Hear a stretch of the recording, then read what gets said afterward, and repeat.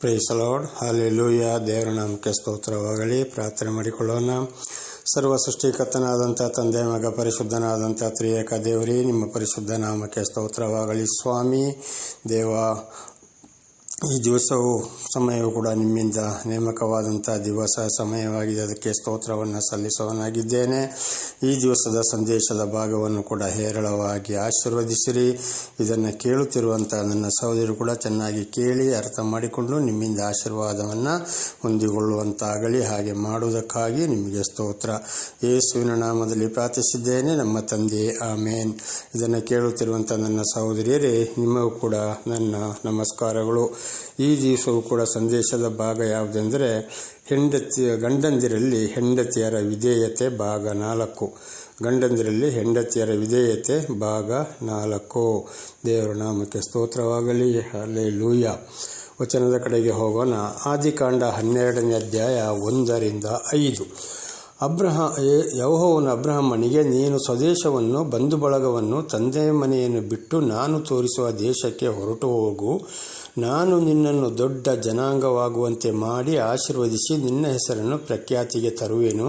ನೀನು ಆಶೀರ್ವಾದ ನಿಧಿಯಾಗುವಿ. ನಿನ್ನನ್ನು ಹರಸುವವರನ್ನು ಹರಸುವೆನು, ನಿನ್ನನ್ನು ಶಪಿಸುವವರನ್ನು ಶಪಿಸುವೆನು. ನಿನ್ನ ಮೂಲಕ ಭೂಲೋಕದ ಎಲ್ಲ ಕುಲದವರಿಗೂ ಆಶೀರ್ವಾದ ಉಂಟಾಗುವುದು ಎಂದು ಹೇಳಿದನು.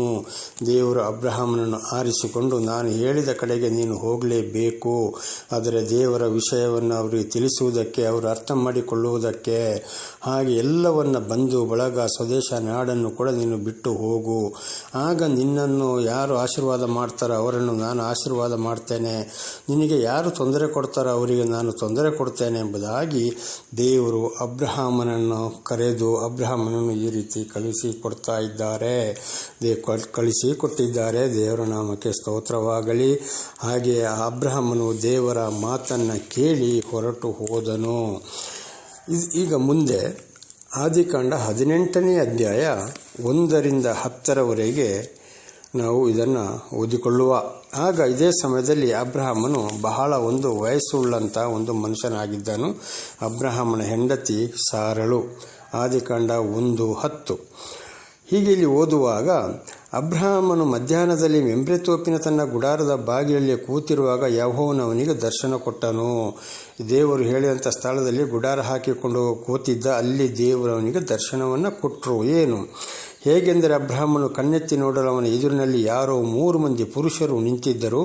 ಕೂಡಲೇ ಅವರನ್ನು ಎದುರುಗೊಳ್ಳುವುದಕ್ಕೆ ಅವನು ಗುಡಾರದ ಬಾಗಿಲಿನಿಂದ ಓಡಿ ಹೋಗಿ ಬಗ್ಗಿ ನಮಸ್ಕರಿಸಿ, ಸ್ವಾಮಿ, ದಯವಿರಲಿ, ದಾಸನ ಬಳಿಗೆ ದಯಮಾಡದೆ ಮುಂದೆ ಹೋಗಬೇಡಿರಿ. ನೀವು ದಾಸನಿರುವ ಸ್ಥಳದ ಹತ್ತಿರ ಹಾದು ಹೋಗುತ್ತೀರಲ್ಲ, ನೀರು ತರಿಸಿಕೊಡುತ್ತೇನೆ ಅಂತೇಳಿ. ಆದರೆ ಅಬ್ರಹಾಮನಿಗೆ ಅವರು ಯಾರು ಅಂತ ಗೊತ್ತಿಲ್ಲ. 3 ಮಂದಿ ಪುರುಷರು ಅಲ್ಲಿ ಹೋಗ್ತಾ ಇದ್ದಾರೆ. ಅವರನ್ನು ಮನೆಗೆ ಕರೀತಾ ಇದ್ದಾನೆ. ಮನೆ ಹತ್ರ ಬಂದಿದ್ದಕ್ಕೆ ಬಗ್ಗೆ ನಮಸ್ಕಾರವನ್ನು ಮಾಡಿದ. ಸ್ವಾಮಿ, ನಿಮಗೆ ದಯವಿರಲಿ, ದಾಸನ ಬಳಿಗೆ ದಯ ಮಾಡದೆ ಅಂದರೆ ನೋಡಿ, ದೇವರೇ, ಪವಿತ್ರಾತ್ಮನೇ ಮಾತನಾಡಿದ್ದಾರೆ. ನಾನಿದ್ದ ಸ್ಥಳದಲ್ಲಿ ಹಾದು ಹೋಗ್ತಿದ್ದೀರ, ನೀರು ತರಿಸಿಕೊಡ್ತೇನೆ, ಬನ್ನಿ ಎಂಬುದಾಗಿ ಅಬ್ರಹಾಮನಿಗೆ ಅವರು ಯಾರು ಅಂತಲೇ ಗೊತ್ತಿಲ್ಲ. ಅವರನ್ನು ಆಹ್ವಾನ ಮಾಡಿದ್ದಾನೆ. 4ನೇ ವಚನ. ನಿಮ್ಮ ಕಾಲುಗಳನ್ನು ತೊಳೆದುಕೊಂಡು ಮರದ ನೆರಳಿನಲ್ಲಿ ವಿಶ್ರಮಿಸಿಕೊಳ್ಳಿರಿ. ಸ್ವಲ್ಪ ಆಹಾರ ತರುತ್ತೇನೆ. ನೀವು ಮೊದಲು ಏನು ಮಾಡಿ, ಕಾಲನ್ನು ತೊಳ್ಕೊಳ್ಳಿ. ನಾನು ನಿಮಗೆ ಸ್ವಲ್ಪ ಆಹಾರವನ್ನು ತರುತ್ತೇನೆ ಎಂಬುದಾಗಿ ಅಬ್ರಹಾಮನು ಅವರ ಮೇಲೆ ಪ್ರೀತಿ ತೋರಿಸಿದ್ದಾನೆ. ಊಟ ಆದ ಮೇಲೆ ನೀವು ಮುಂದಕ್ಕೆ ಪ್ರಯಾಣ ಬೆಳೆಸಬಹುದು ಎನ್ನಲು ಅವರು, ನೀನು ಹೇಳಿದಂತೆ ಮಾಡಬಹುದು ಅಂದರು. ಅಬ್ರಹಾಮನ ಈ ಮಾತಿಗೆ ಆ 3 ಮಂದಿ ಪುರುಷರು ಅಪ್ಪಣೆಯನ್ನು ಕೊಟ್ಟರು. ಆಯಿತು, ಹಾಗೆ ಮಾಡು ಎಂಬುದಾಗಿ. ಆಗ ಅಬ್ರಹಾಮನು ಗುಡಾರದಲ್ಲಿದ್ದ, ಇದನ್ನು ಬಹಳ ಅರ್ಥವಾಗಿ ಯೋಚನೆ ಮಾಡಬೇಕಾಗಿದೆ. ಆಗ ಅಬ್ರಹಾಮನು ಗುಡಾರದಲ್ಲಿದ್ದ ಸಾರಳ ಬಳಿಗೆ ಓಡಿ ಹೋಗಿ ಆಕೆಗೆ ಹಸನಾದ 3 ಸೇರು ಹಿಟ್ಟನ್ನು ನಾದಿ ಬೇಗನೆ ರೊಟ್ಟಿಗಳನ್ನು ಮಾಡು ಎಂದು ಹೇಳಿದನು. ಕೂಡಲೇ ಅಬ್ರಹಾಮನ ಹೆಂಡತಿಯಾದ ಸಾರಳ ಬಳಿಗೆ ಹೋಗಿ 3 ಸೇರು ಒಳ್ಳೆ ಹಿಟ್ಟನ್ನು ತಗೊಂಡು ಬೇಗ ರೊಟ್ಟಿ ಮಾಡು ಎಂಬುದಾಗಿ ಹೆಂಡತಿಗೆ ಆಜ್ಞಾ ಕೊಡ್ತಾ ಇದ್ದಾನೆ. ಆಮೇಲೆ ಅವನು ದನಗಳ ಕಡೆಗೆ ಓಡಿ ಹೋಗಿ ಕೊಬ್ಬಿದ ಎಳೆಯ ಕರುವನ್ನು ತೆಗೆದು ಆಳಿನ ಕೈಗೆ ಕೊಟ್ಟನು. ಆಳು ಬೇಗನೆ ಅಡಿಗೆ ಮಾಡಿದನು. ಆವಾಗ ಹೋಗಿ ಕರುವನ್ನು ತೆಗೆದು ಆಳು ಅಡಿಗೆ ಮಾಡಿದ. ಹೆಂಡತಿಗೆ ರೊಟ್ಟಿ ಮಾಡಲು ಅಪ್ಪನೆ ಕೊಟ್ಟ. ತರುವಾಯ ಅಬ್ರಹಾಮನು ಹಾಲು ಮೊಸರನ್ನು ಅಟ್ಟ ಮಾಂಸವನ್ನು ತೆಗೆದುಕೊಂಡು ಬಂದು ಆ ಮನುಷ್ಯರಿಗೆ ಬಡಿಸಿದನು. ಅಲ್ಲಿ ಅಡಿಗೆ ಆಯಿತು. ಅಬ್ರಾಹ್ಮಣ ಏನು ಮಾಡ್ದ, ಹಿಂದೆ ಹೇಳಿದ ಹಾಗೆ ಅವರಿಗೆ ಊಟವನ್ನು ಬಡಿಸಿದ. ಅವರು ಮರದ ಕೆಳಗೆ ಊಟ ಮಾಡುವವರೆಗೂ ಅವನು ಹತ್ತಿರ ನಿಂತುಕೊಂಡು ಉಪಚಾರ ಮಾಡಿದನು. ಅಬ್ರಹಾಮನೇ ಅಲ್ಲಿ ನಿಂತುಕೊಂಡು ಏನು ಮಾಡಿದ, ಅವರಿಗೆ ಉಪಚಾರವನ್ನು ಮಾಡಿದ. ಆದರೆ ಸಾರಳು ಅಲ್ಲಿಗೆ ಬರಲಿಲ್ಲ. ಅವನು ಸಾರಳನ್ನು ಅಲ್ಲಿಗೆ ಕರೆಸಿಕೊಳ್ಳಲಿಲ್ಲ ಅಬ್ರಹಾಮನು. ಬಳಿಕ ಅವರು ಅವನನ್ನು, ನಿನ್ನ ಪತ್ನಿಯಾದ ಸಾರಳು ಎಲ್ಲಿದ್ದಾಳೆ ಎಂದು ಕೇಳಲು ಅವನು, ಅಗೋ ಗುಡರದಲ್ಲಿದ್ದಾನೆ. ಆದರೆ ಅವರು ಊಟ ಮಾಡ್ತಾ ಕೇಳ್ತಾರೆ. ಊಟ ಮಾಡಿ ಆದಮೇಲೆ, ಎಲ್ಲಿ ನಿನ್ನ ಹೆಂಡತಿ ಸಾರಳು ಅಂದರೆ ಮನುಷ್ಯರು ಯಾರು ಅಂತಲೇ ಎಲ್ಲ ಹೆಸರಿಡಿದು ಹೇಳ್ತಾ ಇದ್ದಾನೆ. ಕೇಳಿದರು ಅವರು. ಆವಾಗ ಅಬ್ರಹಾಮನು ಹೇಳಿದ್ದಾನೆ, ಗುಡಾರದಲ್ಲಿ ಅಂದರೆ ನನ್ನ ಮನೆಯಲ್ಲಿದ್ದಾಳೆ ಎಂಬುದಾಗಿ. ಅದಕ್ಕಾತನು, ಬರುವ ವರ್ಷದ ಅದೇ ಕಾಲದಲ್ಲಿ ನಾನು ತಪ್ಪದೆ ನಿನ್ನ ಬಳಿಗೆ ಬರುತ್ತೇನೆ. ಬಂದಾಗ ನಿನ್ನ ಪತ್ನಿಯಾದ ಸಾರಳಿಗೆ ಮಗನಿರುವನು ಅಂದಳು. ಈ ಮಾತು ಹಿಂದೆ ಗುಡಾರದ ಬಾಗಿಲಲ್ಲಿ ನಿಂತಿದ್ದ ಸಾರಳ ಕಿವಿಗೆ ಬಿತ್ತು. ದೇವರ ನಾಮಕ್ಕೆ ಸ್ತೋತ್ರವಾಗಲಿ. ಪುತ್ರ ಸಂತಾನ ಇಲ್ಲದವರಿಗೆ ಮುಂದಿನ ವರ್ಷ ನಾನು ಬರುವಾಗ ನಿಮಗೊಂದು ಮಗನಿರ್ತಾನೆ ಎಂಬುದಾಗಿ ಅಬ್ರಹಾಮನಿಗೆ ಹೇಳಿ ಮಾತಾಡುವಾಗ ಪುರುಷರು, ಸಾರಳು ಹಿಂದಿನ ಬಾಗಿಲಲ್ಲಿ ನಿಂತಳು. ಇದು ನನ್ನ ಸಹೋದರ ಸಹೋದರಿಯರಿಗೆ, ಇವತ್ತು ಹೆಂಡತಿಯರಿಗೆ ಬಹಳ ವಿಶೇಷವಾಗಿ ತಿಳಿದುಕೊಳ್ಳಬೇಕಾದ ಏನೆಂಬುದಾದರೆ, ಇಲ್ಲಿ ದೂತರು ಯಾರೆಂಬುದು ಗೊತ್ತಿಲ್ಲ. 3 ಪುರುಷರು ಮನೆಗೆ ಆಹ್ವಾನ ಮಾಡಿದ, ನೀರು ಕೊಟ್ಟ, ಬಂದು ಊಟ ಮಾಡಿ ಮುಂದೆ ನೀವು ಸಾಗಬಹುದು ಅಂತ ಹೇಳಿದ. ಅವರು ಯಾರು ಅಂತಲೇ ಗೊತ್ತಿಲ್ಲ. ಆದರೆ ಇದು ದೇವರೇ ಅಬ್ರಹಾಮನೊಂದಿಗೆ ಮಾತನಾಡಿದ್ದಾರೆ, ಈ ಜ್ಞಾನವನ್ನು ಕೊಟ್ಟಿದ್ದಾರೆ ಮಾತನಾಡಲು. ಹಾಗೆ ಆಗ ಅಬ್ರಹಾಮ ನೋಡಿ 6ನೇ ವಚನ, ಆಗ ಅಬ್ರಹಾಮನು ಗುಡಾರದಲ್ಲಿದ್ದ ಸಾರಳ ಬಳಿಗೆ ಓಡಿ ಹೋಗಿ ಆಕೆಗೆ, ಹಸನಾದ 3 ಸೇರು ಹಿಟ್ಟನ್ನು ನಾದಿ ಬೇಗ ರೊಟ್ಟಿಗಳನ್ನು ಮಾಡು ಎಂದು ಹೇಳಿದನು. ಆದರೆ ಬಂದಾಗ ಈ ಸಾರಳು ಎದುರುಗಡೆ ಬರಲಿಲ್ಲ, ಅವರಿಗೆ ಮುಖವನ್ನು ತೋರಿಸಲಿಲ್ಲ, ಅವರು ಸಾರಳ ಮುಖವನ್ನು ನೋಡಲಿಲ್ಲ. ಗಂಡನು ಹೇಳಿದ, ಬೇಗ ನೀನು ರೊಟ್ಟಿ ಮಾಡು ಎಂಬುದಾಗಿ. ಆಗ ಸಾರಳು ಏನು ಮಾಡಿದ್ಲು, ಹಿಂದೆ ಮುಂದೆ ನೋಡದೆ ಗಂಡನ ಮಾತನ್ನು ಕೇಳಿ ರೊಟ್ಟಿ ಮಾಡಿದ್ಲು. ಅಲ್ಲದೆ ಇವತ್ತು ಬೇರೆ ಒಂದು ಸ್ತ್ರೀಯರಾಗಿದ್ದರೆ ಅವರು ಯಾರೋ ಏನೋ, ಯಾಕೆಪ್ಪ ನೀನು ಈ ರೀತಿ ಅವ್ರನ್ನ ಕರೆದು ಊಟ ಮಾಡು ಅಂತ ಹೇಳಿದ್ದೀಯ ಅಂತ ಅನೇಕ ಸ್ತ್ರೀಯರು ಹೇಳಬಹುದಿತ್ತು. ಇವತ್ತು ಅನೇಕ ಸ್ತ್ರೀಯರದು ಇದೇ ಆಗಿದೆ.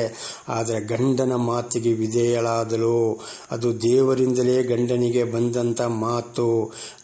ಗಂಡನ ಮಾತಿಗೆ ಚಾಚು ತಪ್ಪದೆ ಒಳ್ಳೆ ಕೆಲಸವನ್ನು ಮಾಡಿದ್ಲು. ಅವರಿಗೆ ಊಟ ಕೊಡಲು ರೊಟ್ಟಿಯನ್ನು ಮಾಡಿದ್ಲು.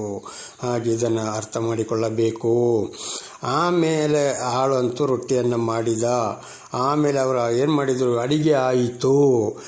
8ನೇ ವಚನ ನೋಡುವ ತರುವಾಯ ಅಬ್ರಹಾಮನು ಹಾಲು ಮೊಸರನ್ನು ಅಟ್ಟಮಾಂಸವನ್ನು ತೆಗೆದುಕೊಂಡು ಬಂದು ಆ ಮನುಷ್ಯರಿಗೆ ಬಡಿಸಿದನು ಎಂಬುದಾಗಿ. ಹಾಗೆ ಅಲ್ಲಿ ಅಡಿಗೆ ಆದ ಮೇಲೆ ಆ 3 ಮಂದಿ ಪುರುಷರಿಗೆ ಊಟವನ್ನು ಬಡಿಸಿದು ಯಾರು? ಅಬ್ರಹಾಮನೇ ಬಡಿಸಿದ. ಬಾ ನೀನು ಬಡಿಸು ಅಂತ ಹೆಂಡತಿಯನ್ನು ಅವನು ಕರೀಲಿಲ್ಲ. ಹೆಂಡತಿ ಅಲ್ಲಿಗೆ ಬರಲು ಇಲ್ಲ. ಆಗ ಇದರ ಅರ್ಥ ಏನಪ್ಪ ಅಂದರೆ, ಇವತ್ತು ಪರಿಚಯ ಇಲ್ಲದಂಥ ಮನುಷ್ಯರು ಮನೆಗೆ ಬಂದಾಗ ಏನು ಮಾಡ್ತಾರೆ, ಒಳ್ಳೆ ಸ್ತ್ರೀಯರಾದರೆ ಅವರ ಎದುರುಗಡೆ ಹೋಗುವುದೇ ಇಲ್ಲ. ಒಂದು ವೇಳೆ ಯಾರಾದರೂ ಬಂದು ಕರೆದ್ರು ಮನೆ ಒಳಗಡೆ ನಿಂತು ದೂರದಲ್ಲಿ ನಿಂತು, ನನ್ನ ಗಂಡ ಇಲ್ಲ ಅಥವಾ ಮನೆ ಯಜಮಾನ ಇಲ್ಲ ಅಥವಾ ಅವರು ಇಲ್ಲ ಅಥವಾ ಅವನು ಇಲ್ಲ ಅಂತ ಹೇಳಿ, ಯಾವಾಗ ಬರ್ತಾರೋ ಗೊತ್ತಿಲ್ಲ ಅಂತ ಹೇಳಿ ತಕ್ಷಣ ಒಳಗೆ ಹೋಗುತ್ತಾರೆ, ಎದುರು ನಿಂತು ಮಾತನಾಡುವುದಿಲ್ಲ. ಆದರೆ ಇವತ್ತು ಅನೇಕ ಸ್ತ್ರೀಯರು ಹೆಂಡತಿಯರು ಏನು ಮಾಡ್ತಾ ಇದ್ದಾರೆ, ಬೇಗನೆ ಬಂದು ನಿಂತು ಅವರ ಹತ್ರ ನೆಗಾಡಿಕೊಂಡು ಮಾತನಾಡುವವರಾಗಿದ್ದಾರೆ. ಇದು ಯಾವಾಗಲೂ ಆದರೆ ಸಾರಳು ಹಾಗೆ ಮಾಡಲಿಲ್ಲ. ಏನು ಮಾಡಿದ್ಲು, ಗಂಡಲ್ಲಿ ಊಟ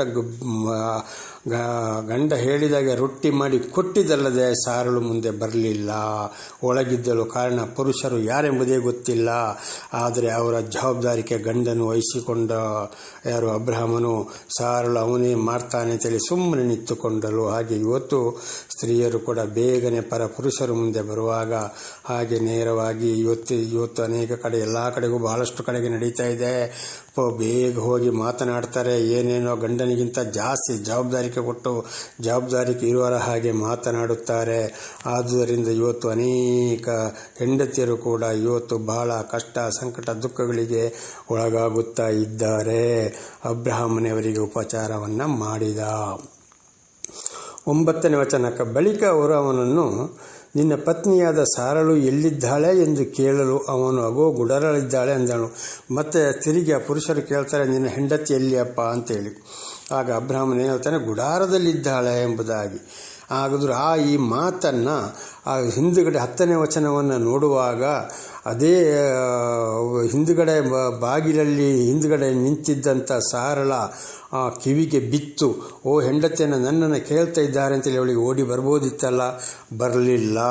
ಕಾರಣ ಅವರು ಕೇಳಿದ ಯಾರ ಹತ್ರ? ಅಬ್ರಹಾಮನ ಹತ್ರ. ನಿನ್ನ ಹೆಂಡತಿಯಲ್ಲಿ ಅಪ್ಪ ಅಂತೇಳಿ ಅವನೇ ಉತ್ತರ ಕೊಟ್ಟ. ಅಥವಾ ಅವನು ಕರೆದಿಲ್ಲ, ಇವಳು ಓಡಿ ಬಂದು ಇಲ್ಲ, ಅಲ್ಲೇ ನಿಂತುಕೊಂಡು ಮಾತನ್ನು ಆಳಿಸಿದಳು.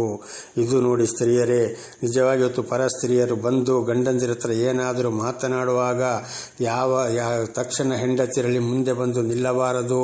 ಗಂಡನ ಮಧ್ಯೆ ಬಾಯಿ ಹಾಕಿ ಮಾತನಾಡಬಾರದು. ಹೆಂಡತಿಯರು ಮನೆ ಒಳಗಡೆ ಇರಬೇಕು. ಇದಾಗಿದೆ ಇವತ್ತು ಗೌರವ. ಈ ಭೂಲೋಕದಲ್ಲಿ ನಮ್ಮ ಇವತ್ತು ಕೂಡ ಒಂದು ಜನಾಂಗದಲ್ಲಿ ನಾವು ನೋಡಿಕೊಳ್ಳೋಣ. ಮನೆಗೆ ಹೋಗಿ ಕರೆದರೂ ಕೂಡ ಅಂಥ ವಯಸ್ಸಾದವರು ಇದ್ದರೆ ಮಾತ್ರ ಅಜ್ಜಿಯಂದರು ಅವರು ಹೊರಗಡೆ ಬರುತ್ತಾರೆ. ತಾಯಿ ಸಮಾನ ಅಜ್ಜಿ ಸಮಾನ ಇದ್ದವರು ಯೌವನಸ್ಥ ಸ್ತ್ರೀಯರು ಆದರೆ ಖಂಡಿತವಾಗಿ ಹೊರಗಡೆ ಬರುವುದೇ ಇಲ್ಲ. ಬಾಗಿಲನ್ನು ಸ್ವಲ್ಪ ತೆಗಿತಾರೆ ಅಥವಾ ಕಿಟಕಿಲಿ ನೋಡಿ ಅವರು ಇಲ್ಲ ಅಂತೇಳಿ ಒಂದೇ ಮಾತನ್ನು ಹೇಳಿ ಒಳಗೆ ಹೋಗುತ್ತಾರೆ. ಅದು ಹೊರಗಡೆ ಬರುವುದೇ ಇಲ್ಲ. ಬಾಕಿ ಎಲ್ಲ ಜನಾಂಗಗಳಲ್ಲಿ ನಾವು ಇವತ್ತು ನೋಡ್ತಾ ಇದ್ದೇವೆ. ಬೇಗನೆ ಓಡಿ ಬಂದು ಅವರ ಹತ್ರ ಮಾತನಾಡಿಕೊಂಡು ಗಂಡನಿಂತ ಜಾಸ್ತಿ ಜವಾಬ್ದಾರಿಯನ್ನು ವಹಿಸಿಕೊಂಡು ಅವರ ಹತ್ರ ಮಾತಾಡೋರಾಗಿದ್ದಾರೆ, ಉತ್ತರ ಕೊಡೋರಾಗಿದ್ದಾರೆ. ಆದುದರಿಂದ ಇವತ್ತು ಬಹಳ ಕಷ್ಟ, ಸಂಕಟ, ದುಃಖಗಳಿಗೆ ಒಳಗಾಗುತ್ತಾರೆ. ಆದರೆ ಸ್ತ್ರೀಯರು ಮಾಡಬೇಕಾಗಿದ್ದು ಸಾರಳ ಜೀವಿತವನ್ನು ಬಹಳ ಚೆನ್ನಾಗಿ ಅರ್ಥ ಮಾಡಿಕೊಳ್ಬೇಕಾಗಿದೆ. ಪರ ಪುರುಷರು ಗೊತ್ತಿಲ್ಲದವರು ಬಂದಾಗ ಗಂಡನಿಗೆ ವಿಧೇಯಲಾದಲು ಹೊರತು ಗಂಡನ ಎದುರುಗಡೆ ಹೋಗಲಿಲ್ಲ. ಹೆಂಡತಿನವರು ಕೇಳಿದರೂ ಹೊರಗಡೆ ಹೋಗಲೇ ಇಲ್ಲ, ಮುಖ ತೋರಿಸಲಿಲ್ಲ, ಹಿಂದುಗಡೆ ನಿಂತಳು. ಇದು ಈ ಒಂದು ವಿಚಾರವನ್ನು ಸ್ತ್ರೀಯರು ಕೂಡ ಬಹಳ ಚೆನ್ನಾಗಿ ಅರ್ಥ ಮಾಡಿಕೊಳ್ಳಬೇಕಾಗ್ತದೆ. ಈ ಮಾತಿಗೆ ವಿಧೇಯರಾಗಿ ಜೀವಿಸಬೇಕಾಗ್ತದೆ. ಆದರೆ ಇವತ್ತಿನ ವಿಷಯದಲ್ಲಿ ಹಾಗೆಲ್ಲ. ಯಾವ ರೀತಿ ವಿಧೇಯರಾಗ್ತಾ ಇದ್ದಾರೆ? ಕೆಲವರು ಹಿಂದಿನ ಸಂದೇಶದಲ್ಲಿ ಕೇಳಿದ್ದೇವೆ, ಗಂಡ ಜೊತೆಯಲ್ಲಿದ್ದರೂ ಕೂಡ ಫುಲ್ಲು ಎಲ್ಲೇ ಹೋಗಲಿ, ಎಲ್ಲೇ ಬರಲಿ, ಯಾರೇ ಬರಲಿ ಗಂಡನ ಹಿಂದೆ ನಿಂತು ಹೆಂಡತಿಯೇ ಬಹಳ ಜೋರಾಗಿ ಮಾತನಾಡೋಳಾಗಿದ್ದಾಳೆ.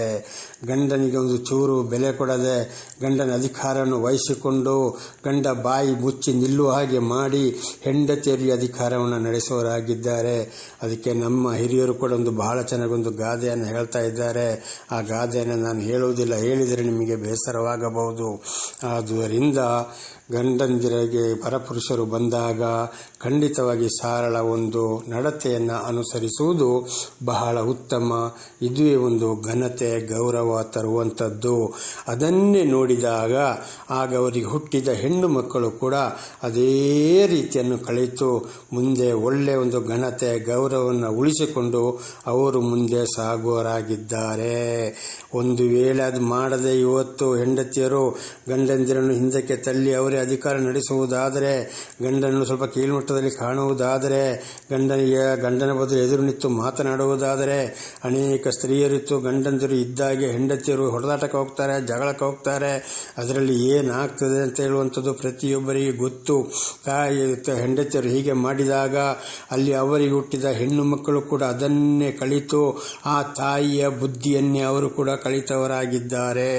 ಮುಂದೆ ಆ ಹುಡುಗಿಯರನ್ನು ಮದುವೆ ಮಾಡಿಕೊಟ್ಟ ಸ್ಥಳದಲ್ಲಿ ಆ ಹುಡುಗಿಯರು ಕೂಡ ಹೋಗಿ ಏನು ಮಾಡ್ತಾರೆ, ಅಲ್ಲಿ ಗಂಡನ ಮನೆಯಲ್ಲಿ ಈಗ ಅದೇ ರೀತಿ ಮಾಡ್ತಾರೆ.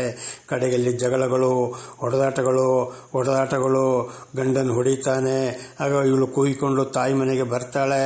ಆಗ ಈ ತಾಯಿ ಏನು ಮಾಡ್ತಾಳೆ, ವಿಶೇಷವಾಗಿ ತನ್ನ ಮಗಳ ಗಂಡನನ್ನು ಅಂದರೆ ಅಳಿಯನನ್ನು ದೂಷಣೆ ಮಾಡ್ತಾಳೆ. ಕಾರಣ ಈ ಮಗಳು ತಪ್ಪಿ ಹೋಗಲು ಕಾರಣ ಯಾರು? ಮೊದಲು ತಾಯಿ. ಈ ಸಾರಳ ವಿಧೇಯತೆ ಇವರಲ್ಲಿ ಇದೆಯೋ? ಇದ್ದಿದ್ದರೆ ಮಗಳು ಸರಿ ಆಗ್ತಾ ಇದ್ಲು. ಅದಕ್ಕೆ ಕೀರ್ತನೆ 109 ನಾವು ಓದುತ್ತೇವೆ, ತಾಯಿಯ ಪಾಪ ಅಳಿದು ಹೋಗದಿರಲಿ ಎಂಬುದಾಗಿ. ಹಾಗೆ ತಂದೆ ಮಾಡಿದಂಥ ಪಾಪ 3-4 ಮಕ್ಕಳ ತಲೆಮಾರಿಗೆ ತಾಯಿ ಮಾಡಿದಂಥ ಪಾಪ ಯಾವ ರೀತಿಯಲ್ಲಿ ಮಾಡಿದ್ದಾಳೆ ಎಂಬುದಾಗಿ, ಅದು ಗಂಡನಲ್ಲಿ ವಿಧೇಯತೆ ಯಾವ ರೀತಿ ತೋರಿಸಿದ್ದಾಳೆ ಅಂತ ಅದು ಈ ಮಕ್ಕಳ ಜೀವಿತದಲ್ಲಿ ಕೂಡ ಗೊತ್ತಾಗ್ತದೆ ನನ್ನ ಸಹೋದರಿಯರೇ. ಆದ್ದರಿಂದ ಬಹಳ ಎಚ್ಚರವಾಗಿರಬೇಕು. ಈ ಸಾರಳ ಒಂದು ವಿಧೇಯತೆಯನ್ನು ಕೂಡಿ ಇವತ್ತು ನನ್ನ ಸಹೋದರಿಯರಾದ ನೀವು ಕೂಡ ಒಂದು ವೇಳೆ ಈ ರೀತಿ ನೀವು ಆಚರಿಸುವುದು, ಈ ಘನತೆ ಗೌರವವನ್ನು ಉಳಿಸಿಕೊಳ್ಳುವುದು ಬಹಳ ಒಳ್ಳೆಯದು. ಸರಳ ಒಂದು ಜೀವಿತವನ್ನು ಅಳವಡಿಸಿಕೊಂಡು ದೇವರ ನಾಮಕ್ಕೆ ಸ್ತೋತ್ರವಾಗಲಿ. ಪ್ರಾರ್ಥನೆ ಮಾಡಿಕೊಳ್ಳೋಣ. ಸರ್ವ ಸೃಷ್ಟಿಕರ್ತನಾದಂಥ ತಂದೆ, ಮಗ, ಪರಿಶುದ್ಧನಾದಂಥ ತ್ರಿಯೇಕ ದೇವರೇ, ನಿಮ್ಮ ಪರಿಶುದ್ಧ ನಾಮಕ್ಕೆ ಸ್ತೋತ್ರವಾಗಲಿ. ಈ ಒಂದು ಸಂದೇಶವನ್ನು ಕೂಡ ನನ್ನ ಸಹೋದರಿಗೆ ತಿಳಿಸಲು ನೀವು ಆಶೀರ್ವಾದ ಮಾಡಿದ್ದೀರಿ. ಇದನ್ನು ಕೇಳುತ್ತಿರುವಂಥ ಅವರು ಒಂದು ವೇಳೆ ತಪ್ಪಿ ಹೋಗಿದ್ದರೆ ಅವರು ಸರಿಪಡಿಸಿಕೊಂಡು ಮುಂದೆ ಸರಿಯಾದ ಜೀವನವನ್ನು ನಡೆಸುವ, ನಿಮಗೆ ಗಂಡನಿಗೂ ನಿಮಗೂ ಪ್ರೀತಿಯಲ್ಲಿ ಜೀವಿಸುವಂತೆಯೂ ಅವರಿಗೆ ಬೇಕಾದಂಥ ವಿಶೇಷವಾದ ಜ್ಞಾನವನ್ನು ಕೊಟ್ಟು ಅನುಗ್ರಹಿಸಿರಿ. ಅವರನ್ನು ಕೂಡ ಕ್ಷಮಿಸಿ ಹೇರಳವಾಗಿ ಆಶೀರ್ವದಿಸಿರಿ. ಯೇಸುವಿನ ನಾಮದಲ್ಲಿ ಪ್ರಾರ್ಥಿಸಿದ್ದೇನೆ ನಮ್ಮ ತಂದೆ, ಆಮೇನ್. ಇದನ್ನು ಕೇಳುತ್ತಿರುವಂಥ ನನ್ನ ಸಹೋದರಿಯರೇ, ನಿಮಗೂ ನನ್ನ ಧನ್ಯವಾದಗಳು.